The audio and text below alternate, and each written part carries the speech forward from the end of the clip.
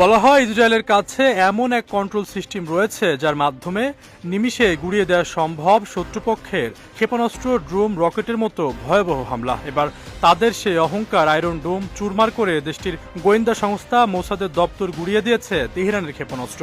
ইরানের revolutionary guard corporation দাবি করেছে তারা ইসরায়েলের সামরিক গোয়েন্দা সদর দপ্তর এবং গোয়েন্দা সংস্থা মোসাদের একটি অভিযান পরিকল্পনা কেন্দ্রে ক্ষেপণাস্ত্র হামলা চালিয়েছে। মঙ্গলবার ইরানি সংবাদ মাধ্যম তাসনিম এবং কাতার ভিত্তিক আল জাজির এক প্রতিবেদনে এই তথ্য নিশ্চিত করেছে।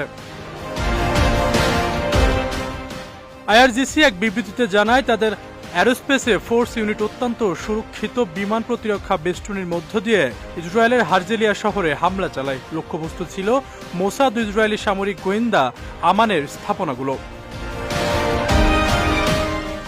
বিবৃতিতে আরো বলা হয়, মোসাদ ও আমানের কার্যক্রম পরিচালনার কেন্দ্রের উপর সরাসরি আঘাত হানা হয়েছে, সেখানে এখনও আগুন জ্বলছে এবং স্থাপনাটি ব্যাপকভাবে ক্ষতিগ্রস্ত হয়েছে। এদিকে ইসরায়েলের পক্ষ থেকে হামলার বিষয়ে এখনও আনুষ্ঠানিকভাবে কোনো প্রতিক্রিয়া জানানো হয়নি। তবে দেশটির একাধিক সংবাদ মাধ্যম জানিয়েছে হারজেলিয়া শহরের একটি সংবেদনশীল স্থানে ক্ষেপণাস্ত্র আঘাত এনেছে। বর্তমানে ইরান ইসরায়েল সংঘাত দিন দিন তীব্রতর হচ্ছে এবং দুটি পক্ষই সরাসরি একে অপরের মূল ঘাঁটিগুলো লক্ষ্য করে হামলা ঘোষণা দিচ্ছে।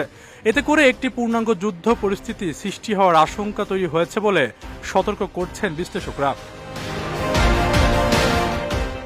ইহুদি রাষ্ট্র ইসরায়েল দীর্ঘদিন ধরে উত্তপ্ত করে রেখেছে মধ্যপ্রাচ্যের রাজনীতি। বিশেষ করে ফিলিস্তিনে গণহত্যা, ইরানের সঙ্গে চলমান উত্তেজনা মধ্যপ্রাচ্যে একটি ভয়াবহ যুদ্ধের বিষয়টি আরও বেশি জটিল করে তুলেছে। এরই মধ্যে ইরানের পক্ষ থেকে কয়েকটি মুসলিম দেশ পাশে থাকার ঘোষণা দিলেও এখনো শক্তভাবে কোনো দেশ ইসরায়েলের বিরুদ্ধে কথা বলেনি। আশরাফুল ইসলাম, বিজয় টিভি, নিউজ ডেস্ক।